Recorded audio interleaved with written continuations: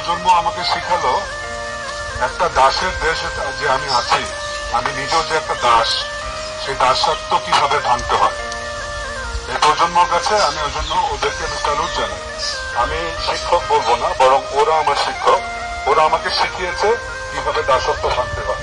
কারণ আমাদের মেধাটা আসলে মাথা থেকে আস্তে আস্তে জিভে চলে এসছে, এবং সেই জিভের চর্চায় আমরা বেশি করছি ইদানিং।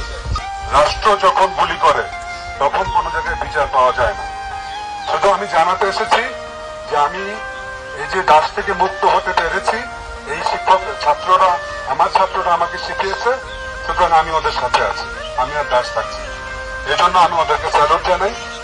এই ইউনিভার্সিটি যেমন রুদ্রদের, মুগ্ধদের, আবু সাইদদের তৈরি করে, এই ইউনিভার্সিটি কিন্তু আপনার প্রশাসনে আজকে যারা বসে আছে তাদেরও তৈরি করে। আমি আবারও বলছি, আরেকটা ছেলের গায়ে যদি হাত তোলা হয় এবং আরেকটা ছেলেকে যদি হাজতে না হয়, আমরা কিন্তু আবার যাব এবং আপনারা ঠেকাতে পারবেন। আমাদেরকে তাহলে গ্রেফতার করতে হবে। একজন পুলিশ একটা ছাত্রকে চর মেরে গাড়িতে উঠাচ্ছে, একটা ইউনিভার্সিটি ছেলের গায়ে হাত দিতে পারছে, মুখ চেপে ধরছে। এটা কি ধরনের, এটা কোন দেশ? আপনারা আমাদেরকে মুক্তিযুদ্ধের ইতিহাসের কথা শিখান। আমি তো দেখতে পাচ্ছি মুক্তিযুদ্ধের ইতিহাস কি ছিল। থ্যাংক ইউ, অনেক ধন্যবাদ।